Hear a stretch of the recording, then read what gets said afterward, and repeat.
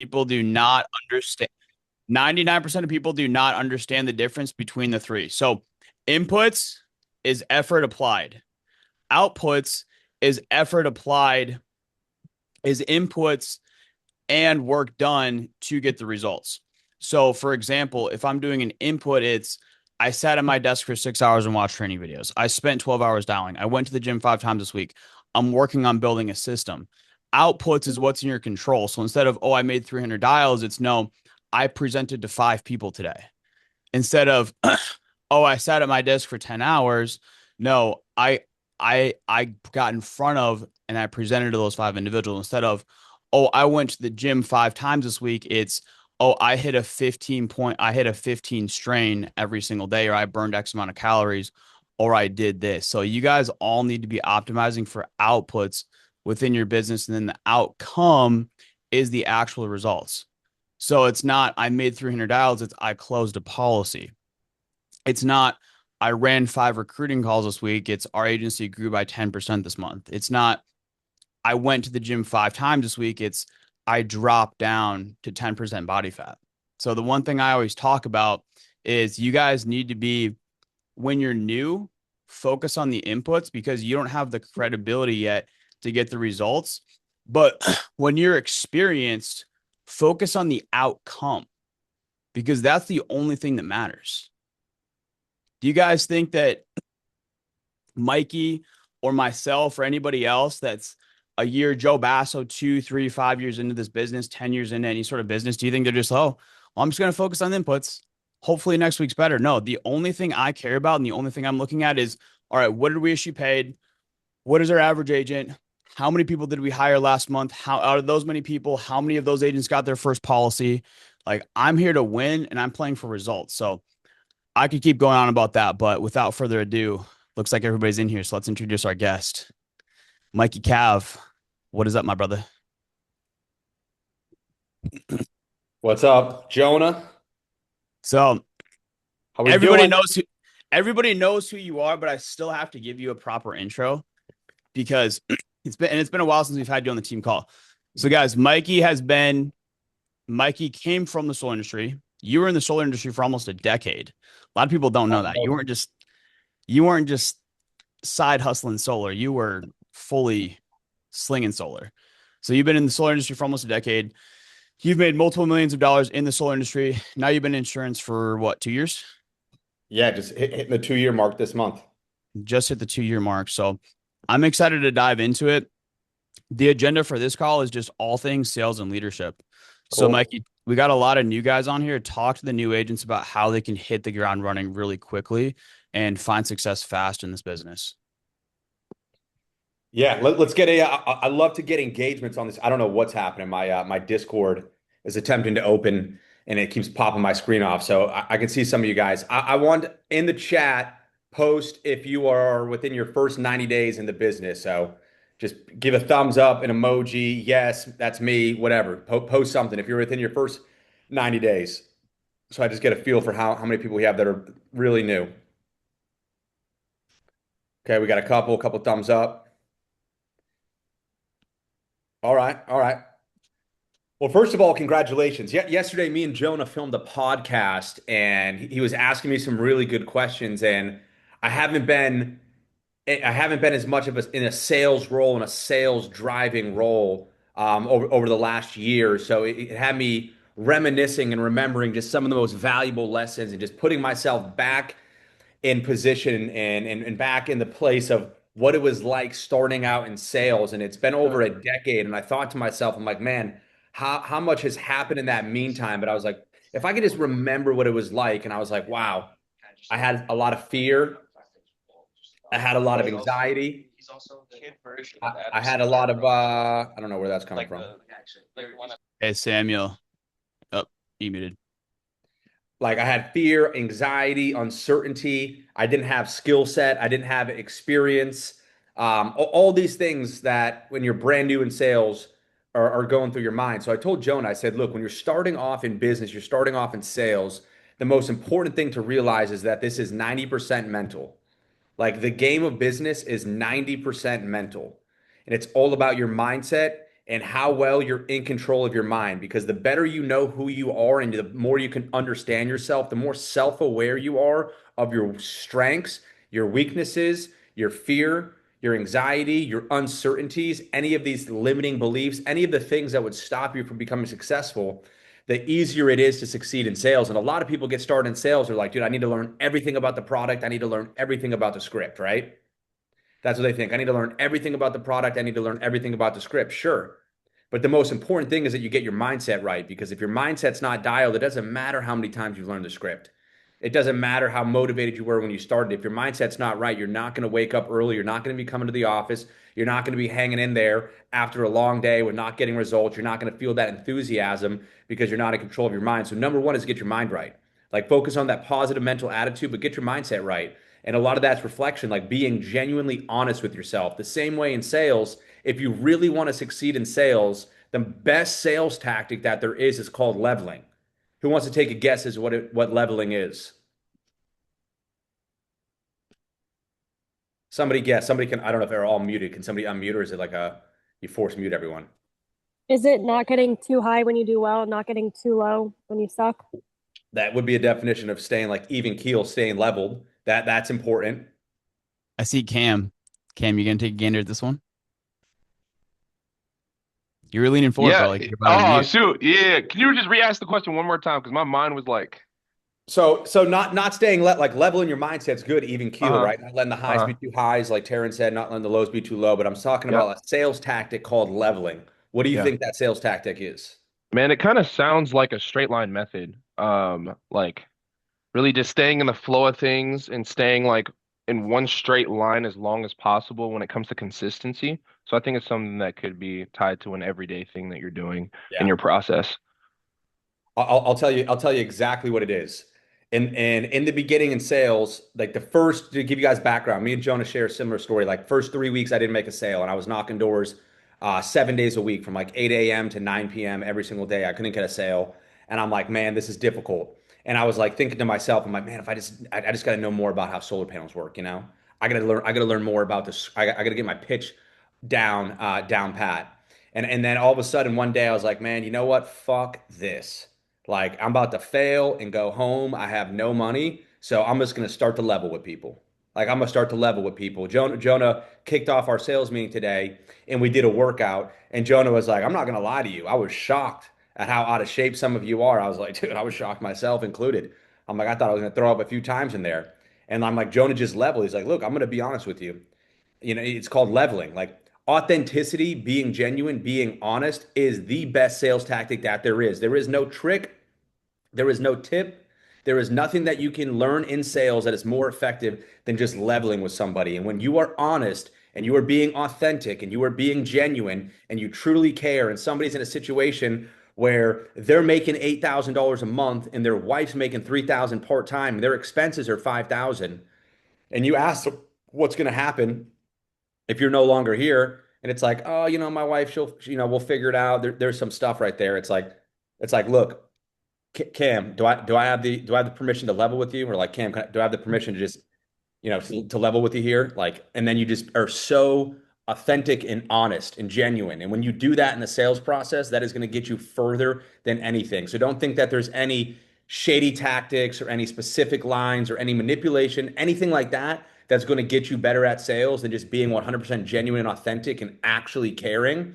And when you do that, you're going to start to ask the right questions in the sales process because you actually want to understand their situation fully and actually want to understand their frame of mind and their thought process and what it's like to be in their shoes and their life and where their fears are and what their financial situation is. And when you do that and you genuinely care, then you get to level with somebody.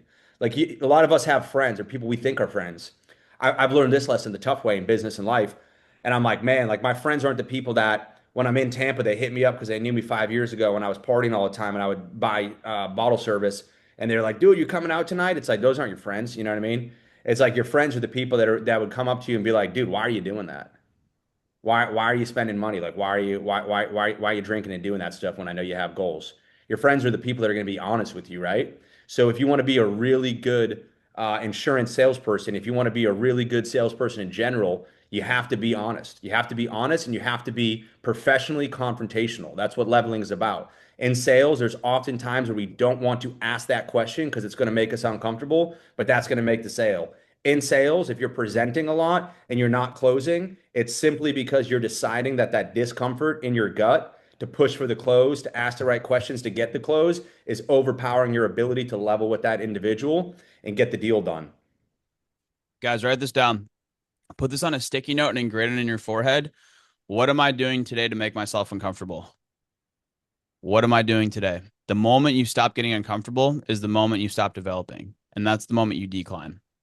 And they've done studies on this. Like if you whenever somebody a lot of times when people retire, there's a direct correlation with people retiring and staying stagnant and doing nothing. Like if somebody just retires and sits in their couch and watches TV all day, their health declines rapidly. If you stop developing as an individual, if you stop getting uncomfortable, you stop pushing yourself, you decline rapidly. They're actually in gyms now, they're taking away more cardio equipment and they're putting more space for weights because the more stress you can put on your body, the longer you live. That's why cold plunging is powerful. That's why saunas are powerful. That's why working out's powerful. All these different things. So, what am I doing every single day to make myself uncomfortable? And the more ability you have to not only put yourself through uncomfortable situations like this morning we worked out, but also when it comes to people have those uncomfortable conversations or have more importantly have the uncomfortable conversations with yourself. Because what are the uncomfortable conversations I need to have with myself that I'm not facing? Because one thing we were talking about yesterday on the podcast was there's a big difference between self-reflection and over-analyzation. And most agents fall into the trap of over-analyzation and overthinking. If you do that, you're just gonna, it's like when a client needs to think about it. Time kills every deal. The more you think about doing something, the less likely you are to do it. Like if I lay in bed and I lay there for 10 minutes wondering, oh, do I want to wake up? Do I want to go to it's not gonna happen. Same thing with, we went skydiving a couple weekends ago with the boys. Like if I was just sitting there like, do I want to jump out of this airplane? Like the longer I sat there and thought about it, I probably would. A lot of times you just have to do it. But by no means am I saying don't think about what you need to do. So what I was telling Mikey yesterday on the podcast was when I was running in the field, I would have a 2 hour drive up to Wisconsin or Illinois, between an hour and a half to 2 hour drive to where I was running that day, and have a 2 hour drive back. And that was great because I was able to just really reflect and not overthink, but just think about, all right, where am I at right now? Where am I going? And where do I need to develop and improve? And it's really important for us to have the balance of surrounding ourselves with people that push us, like Mikey said, that are honest with us, bring out the best in us. But we need to make sure we're taking time for ourselves to have that self-reflection. And because a lot of times development comes in solitude. And I'm not saying take an hour and a half or 2 hours a day, even if you guys take 10 minutes a day. And whether it's breath work, meditation, prayer, I mean, shoot, just driving in the car in silence, or put your phone in another room and sit and look at the wall for 10 minutes, or go for a walk, or do these different things. But make sure you guys are doing something at the end of every day to decompress and just work through, all right, how did my day go? What am I working towards? What I need to develop on? And the one thing I always say, and I always say this because it's true, people don't get burnt out when they're working hard. People get burnt out when they're not seeing results. So no matter where you're at in your journey right now, whether you're doing 80K a month or you're doing $0 a month, as long as you are progressing and developing every single day, that is what matters. And that's what you need to be focused on. 100%. 100%. I want to just echo one of the points Jonah talked about. And it's interesting. I want you guys a little thought exercise. In 1880 in Germany, this guy Otto von Bismarck created the retirement age. It was originally at 70. They changed it to 65 because the average lifespan was 67 to 68. We still have the same retirement age today. And if you look at it and you look at people's health situation, think about the people you talk to that are over 65 and retired. Pretty much all of them have, if not one, several, three, four, five, six different health conditions. And that's what happens, right? Like when people retire, oftentimes they start to have health issues because they're declining, right? Because they're not doing something. They don't have purpose. They don't have responsibility. They're not contributing in some capacity. So it's an interesting thought there. Yeah.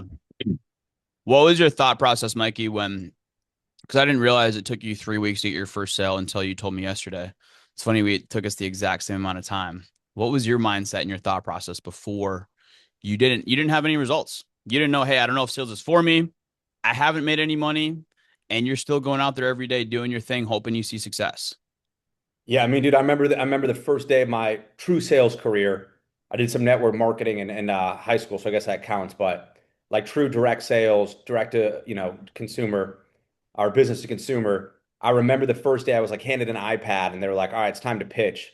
And I was like, "Dude, I ain't good at baseball, and I was never good at wiffle ball. Like, what are you talking about? What's a pitch? I didn't even know what a sales pitch was, and I basically just had to hit the ground running." But here's what I'll tell you, and I told this to Jonah. At some point, you made a decision to get involved in this industry, whether you were recruited, whether you saw somebody on social media, whatever it was. But there was something that sparked inside of you when you saw the insurance industry, you saw the opportunity, you saw somebody making money, having the success, and you decided in that moment, you know what? I think I have the same, if not equal or greater to opportunity to succeed in that industry.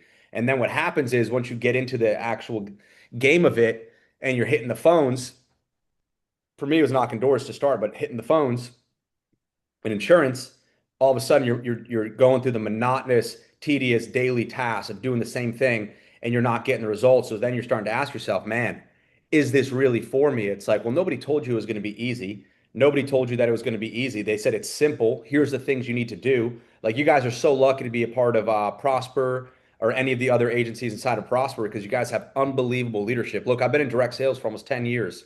What we have here at Pinnacle Special, what you guys have in the subset under Prosper and all the groups inside of Prosper is extremely special. So like the support, the training, the blueprints, the roadmaps, like you guys can basically copy and paste and you have an exact roadmap of how to succeed. I didn't have that. I didn't have anybody training me. I didn't have anybody willing to shadow me. So I had to figure it out on my own. And in those moments, there came a pivotal point where I literally was on the verge of quitting. I was sitting on a curb and I remember telling myself, I'm like, dude, what did I just do? I just dropped out of school. I've told everybody about this. Now it's going to be so embarrassing. I got to go back home or go back to college as a failure. And I remember sitting on the curb. It was like almost 9 o'clock at night. And I said, you know what? I told myself I'm going to do this. I've committed to this. I just have to stick it out. Like I'm going to see this through no matter what until the point I'm running out of money. I have no money. I'm like, it doesn't matter. Like I'm just going to keep going. And it was just mental self-talk. And in that moment, I realized I'm like, dude, if I can just trick my mind and just have the right conversations and ask myself the right questions instead of, was this worth it? Did I make the right idea? Is this the right industry for me? Am I going to succeed? Just all you got to do is flip the question you ask yourself. What do I have to do to win? What do I have to do to go get results? What do I have to change that is going to improve my sales process or improve my results? What am I not doing right now that I should be doing? What is a top producer doing that I'm not doing? What are the top people in the company doing that I'm not doing? What are they doing that I can? And you just start shifting the questions you ask yourself. And then all of a sudden, you're going to start taking the actions that are going to lead to the results. So was sulking a little bit, being a little bit of a bitch. I can swear on these calls because Jonas Group. And I was like, dude, I'm gonna go back on Hey, the hey, horse. Mikey, if you say another cuss word, I'm gonna have to ask you to leave. That's all right. I'm looking to get off this early anyway, so I'm I'm just kidding. kidding. No, I'm just This ain't a pinnacle call. We're all good. no, I'm just kidding. I'm just kidding.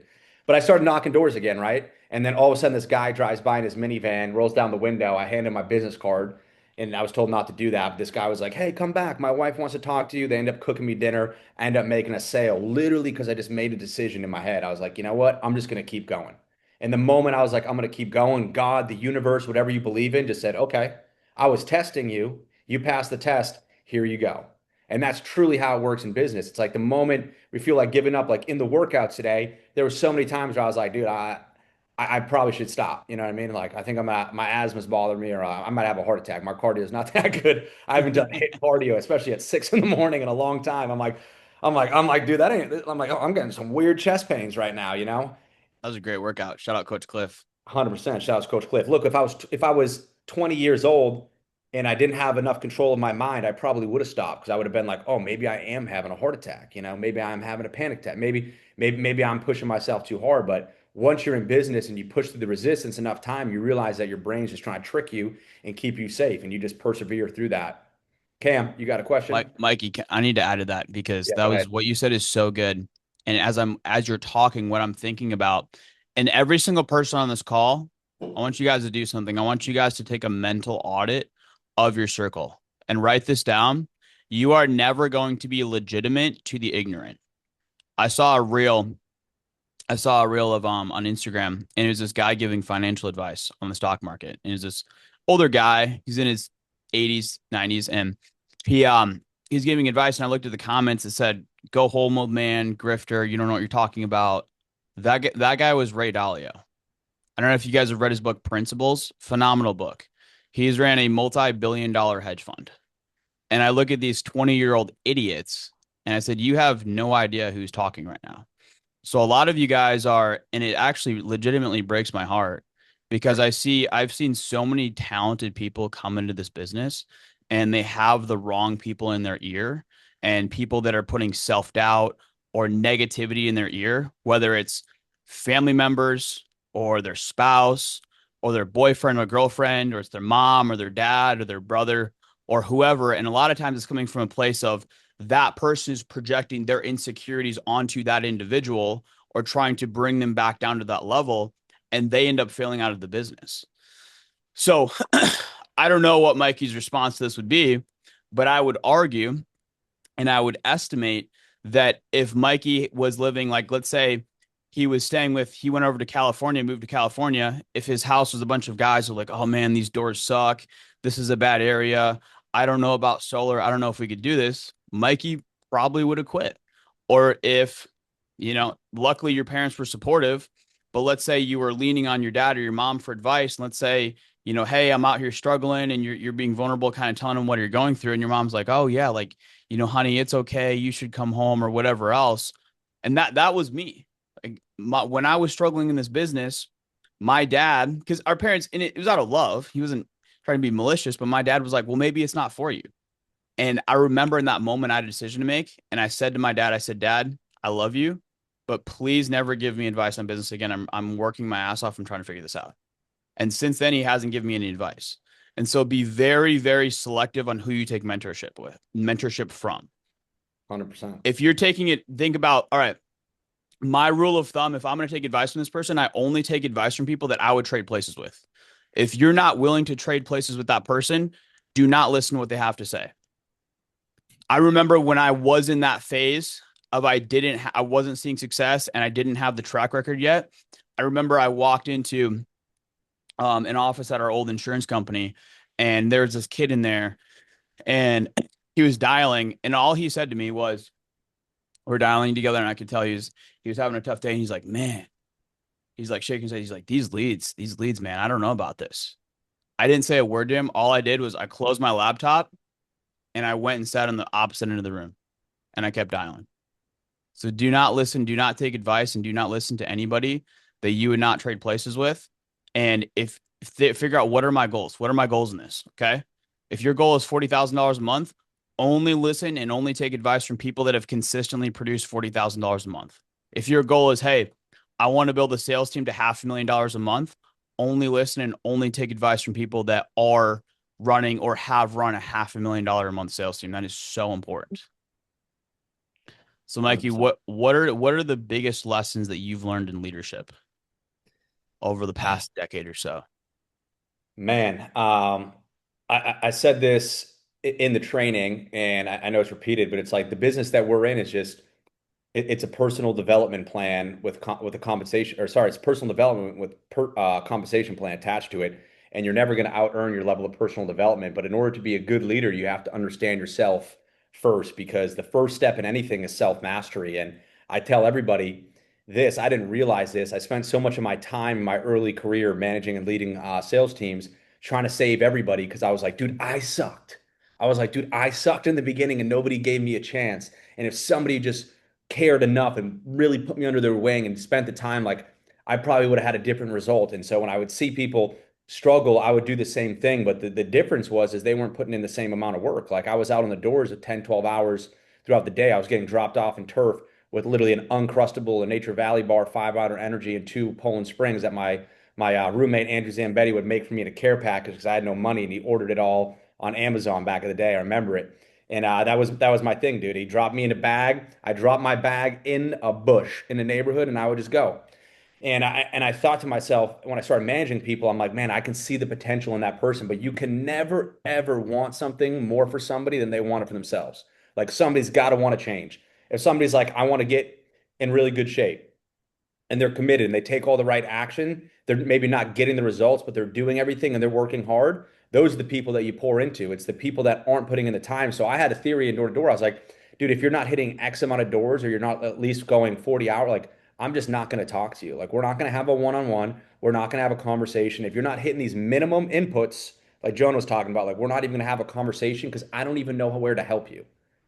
Like if you're working 20-hour weeks in insurance and you're like, man, I'm not getting the results, it's like, well, dude, go work 50. And then once you work 50, let's take a look at it. Let's look at your contact rate. Let's look at your appointment to close. Let's look at all these things. Then we can start to analyze what you're doing and listen to your sales calls and actually begin to improve. So, number one, you have to see the action first when you want to help somebody. But number two is just you have to be very self-aware. And the better you can lead yourself, the better you can lead sales teams. So, one book that changed my life was Managing Oneself by Peter Drucker. And it all it talked about was like you can only lead to the ability that you can lead yourself. So if you're not in control of yourself, your habits, your mindset, it's going to be really difficult to leave others. So when you talk about a culture, because that's all sales is, we have a culture here. We have a community, we have a culture, we have a team. And the culture is what you tolerate, right? It's what you tolerate, it's what you accept. So whatever standards you have for yourself and your organization, that's what the standards are going to be for other people. Like I remember, maybe you guys don't remember this, but I was running an agency before I became a partner of Pinnacle called Zenith, and there was people that were complaining, um, and they were constantly complaining, and they were in this one office, and I never would go over there. And then they started complaining, and they're like, "Dude, Mikey doesn't even spend any time with us." You know, they went to Joe, like, "Mikey doesn't spend any time with us." I'm like, "Dude, because all they do is bitch and moan, and I'm not about that life."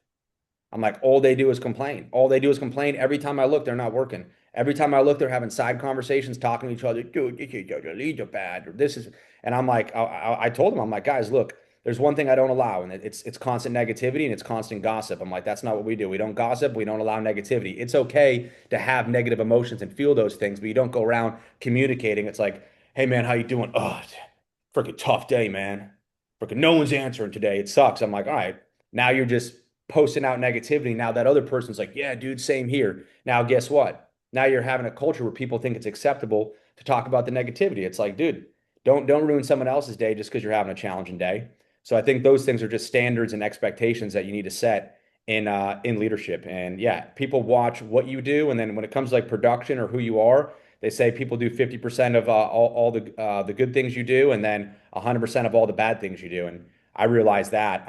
And the last thing I'll leave you with is it's better to be a strict dad than a cool uncle. And I always say this, and people are like, that's funny. It's like the cool uncle will give you a beer at 15 at a cookout. Your dad catches you drinking a beer and he might slap you in the back of the head and be like, what are you doing? You're 15 years old. You shouldn't drink. Like the same thing in business. It's like you brought somebody into this business not to become their best friend, not to become their therapist. You are leading them because they chose to be in this business so that they could get ahead financially and they could succeed. So hold people accountable and hold them to the standard. Mm. And it's that balance of holding people accountable and wanting the best for them without being a dictator. Because 100%. the people that truly care about you, they're going to tell you what you want to hear, and if you, even if you don't want to hear it. It's like we always talk about the doctor patient analogy, and it's one of those things where be a good man, not a nice guy. So a nice doctor, if somebody's 300 pounds, and I know Mikey would never be 300 pounds, so I'll pick up Mikey. I'll be like, Mikey was 300 pounds, and I was a doctor. If I was a nice doctor, I'd be like, all right, Mikey, well, just keep trying, and it's okay, and hopefully you can, try to eat healthy, and get in the gym when you can, and just keep pushing. And Mikey keeps coming back to me, and he's not losing weight, and I keep telling him the same thing. And then, or a good doctor, I was gonna say, hey Mikey, hey man, it's you know, help me understand what's going on. It's okay. Well, it's just, I've been struggling to lose weight and work out. I'm like, okay, well, do you have kids? Yeah. Do you want to, be able to walk your daughter down the aisle, or do you want another man to do that? Do you want to be able to meet your grandkids? Okay, then you need to get your life in check. You need to be healthier. Have some respect for yourself. It's the same thing with the people in your business. Like I would much rather have somebody hate me, but they get better and they develop and they end up having a breakthrough moment than be a nice person and see that agent fail and allow that agent to have success. The best coaches I had in sports or the best people that I worked for, it's they've always held me to a high standard. Same thing with my dad. Like my dad growing up, like he was tough on me.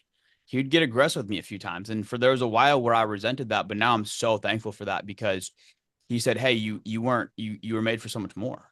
You're better than this." And John, I think people sometimes can get confused in leadership too, and they think, okay, and they misconstrue that. It's like, well, no, that is actually the deepest level of empathy, is actually caring for somebody's well-being and what's in their actual best interest. The same thing when I talked about asking the hard questions in the sales process. It's like you need to dig sometimes with the clients and help them get through the things that they don't want to say to understand their situation better so that you can better serve them. And it's the same thing with most people. It's like sometimes you just have to get used to having more and more of the uncomfortable conversations, because empathy is like actually putting yourselves in that person's shoes and truly understanding from their perspective of what they're going through. And it's like, I know some of you right now, like, trust me, I know some of you right now might only have $1,000 to your name, I know some of you right now might have $8,000 in credit card debt and only $500 in cash, and you're asking yourself, and you're operating out of a pure place of scarcity and fear, and you're like, man, I don't even know what to do, and you get to a point sometimes where you kind of get paralyzed, where it's like you're like, man, because I've had these conversations with different people. It's like I've been in your shoes. I've been in your shoes more times than you can count. I've been multiple six figures in credit card debt, running a big sales team before. Like I understand what it feels like to be in a scarce and feared mindset. And I think a lot of people in this business are not used to investing money, and having the business owner mindset and understanding that. And I'll just tell you this, like, not to be overly empathetic with y'all, but I fucking care for every single person that gets into this business, and I don't want to see anybody write themselves out of the business or go into the business and leave in a worse financial situation than you started in. And I just promise you this, and I implore you to just understand this: the only way through is through.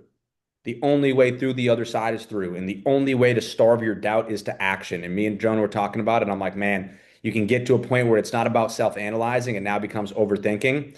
And like, I know some people that told me their financial situation. They're like, yeah, I got 8 grand credit card debt and $500 to my name. I'm like, dude, I've walked past you 4 or 5 times and you're not on the phone. You're not working. You're not sitting there like dialed in. I'm not saying do it like your life depends on it, but like, do it, because you got into this business to get ahead financially. And the only way through is through. And I promise you, if you just stick it out long enough and you don't give up and you just are consistent enough, when you get through the other side, it gets really good. I brought a lot of people into this business that fizzled out. I've also had a lot of people that have made it through the other side. And every single one of them that have made it through the other side is forever grateful. They're like, dude, thank you so much. And all the people that didn't make it through, maybe they don't like me. I don't care. But I realized in that moment, I'm like, man, if people make it through the other side in this business where it starts to get good, it starts to get really freaking good. And I understand. 380 throws a nose tackle. Sam, you're on mute. I understand how good this business can get now, being 2 years into it. So I'm telling you, no matter where you are, if you're in the beginning, like, this business gets really good. I heard it gets good after 9 months once the back ends come. Dude, it starts to get really good in that, going in that second year. Now in my second year, going in my third year, like, this business starts to get really good. So stick it out no matter where you're at in the business and just keep moving through, because once you get through the other side, you'll be proud of yourself. And the only way that you fail in life is by giving up. That was good. I agree with everything Mikey has said on this call, except for the fact that if you're that person where you're 8 grand in credit card debt and you have $500 to your name, you do need to work like your life depends on it. It's the Bible talks about Proverbs 14:23. It says work brings a profit, but mere talk leads to poverty. And what's interesting is in the Bible, God blessed the prostitute, God blessed the murderer, God blessed the adulterer, but God never blessed a lazy man, ever. And God gave you the ability to work hard. God gave you this opportunity. I was talking to an agent a month ago, and he's like, and I'm like, hey, how's it going? He's like, oh, like it's going okay. And I knew this agent is not doing well financially. He's like, it's going okay, but God's gonna bless me. It's all right. I said, what do you mean God's gonna bless you? He's like, well, it's the blessing's coming, and I'm just gonna trust God and have faith. I said, God blessed you by you being born in America. God blessed you by having the ability to get your insurance license. God blessed you by having the ability to plug into an awesome office with a bunch of like-minded individuals that care about you and genuinely want to pour into you. Do you think I mean, what are you expecting? God to bless you with a $5,000 Transamerica commission statement magically in your email? What are we talking about here? So God gives us the ability and blesses us with the ability to do these things. Never once have I asked God to bless me for anything. Not one time. I've asked God for. I've prayed every single day for the past 5 years. Said, God, the only thing I've asked for is God, give me wisdom, strength, discernment. Those three things. Give me the strength to continue pushing forward. Give me the wisdom to make the right decisions, and give me the discernment to navigate right from wrong. And then allow me to always trust you in the process. And that's it. Ask God for the ability. If you ask God for the ability, he'll bless you with the ability to go and do what he created you to do. And so that's the biggest thing, where a lot of times we just need to take accountability and we just need to go do it. You just got to go do it. It's less talking, more doing. And if you're in that phase where, and I see so many people where this business is way too good to be broke and struggling. I was talking about this yesterday in the sales training. A lot of some of you on this call, I'm looking at you guys. Some of you guys are in a great financial position and you guys are making great money. I know other you guys are not so much. And which is okay. There's nothing wrong with that. But it takes, like Mikey was saying, having honest accountability. But you need to be working as hard as possible if you're not in a good financial position to get yourself out of that as quickly as possible. And what I was talking about yesterday is everybody needs a cushion in their bank account. And it can be a different dollar amount for different people, but it should be about $50,000. That's a good benchmark. You should be grinding as hard as possible to get $50,000 in your bank account. And then once you have that $50,000, never let it drop below that. Because the people that fail in this business, the people that fail, it's because they don't have a long-term perspective. And the reason they don't have a long-term perspective is because they're operating out of scarcity. The reason they're operating out of scarcity is because they don't have money. So money doesn't make you happy, but it solves a lot of problems. And so the people that aren't in a good financial position, what are they thinking about? They're thinking about tomorrow, next week, I need to pay rent and I'm broke. And they have commission breath. And they're operating from this place, this low level, low energy place of scarcity. Somebody that once your bills are paid, hey, I'm okay. I'm not going to be homeless next month. If I don't make this sale, you're able to operate on such a higher level and you're able to operate from a place of abundance. And you're not thinking about tomorrow, next week, next month. No, you're thinking about next year, 5 years, 10 years down the road, and you're able to make strategic plays and you're able to elevate to a higher level where not only are you, because when you're in this low level place of scarcity, what are you thinking about? You're thinking about yourself. You're thinking about me. I need to pay my bills. Me. Survival. Yeah, you're just trying to survive. And that's okay. I've been there. Mikey's been there. We've all been there. But you guys need to elevate outside of that as quickly as possible. And like I was talking about, it blows my mind to see so many people where they're not in a good spot. They show up at 9, 10 a.m., leave at 6 p.m. is like, dude, what are you doing? There's no excuses. When I was poor, I wasn't like, what else am I going to do? I don't have money to do anything. I'm going to go home and sit on my couch and stare at the wall or go watch Netflix. That sounds like a depressing life. It's like, you don't even have anything to do anyway. Like nobody wants to date you, bro. You're poor. Like you're not going to get a girl. So it's like, you might as well lock in anyway and just do what you're supposed to do. And then once you can do that, what happens? The stress is relieved. You're able to personally develop to a higher level and you're able to live life from a place of abundance. Like I'm looking at you guys on this call and I'm getting passionate. Nothing's free. Nothing's free. Even I'm if you're getting passionate because, dude, it makes costly. my stomach hurt. I want you guys to win so freaking badly. So anyway, I just want to say that. Didn't mean to cut you off, Mikey. No, you're good. No, that was valuable.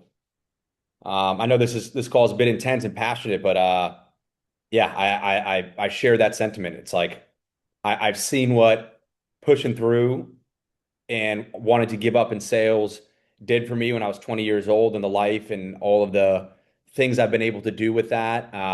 Different investments, different trips, experiences, everything. So Sales is the vehicle where you can make a lot of money and truly, truly change your life. And, there's a lot of testimonials and a lot of people in the company that are great examples of that. You guys have an abundance of examples. I mean, I wish, when I was young that I joined a company with a bunch of examples. I didn't have that. We had to create the example. But you guys are in an amazing opportunity even to have calls like this that inspire you, motivate you, and give you actual tactical things to implement into your life and into your business.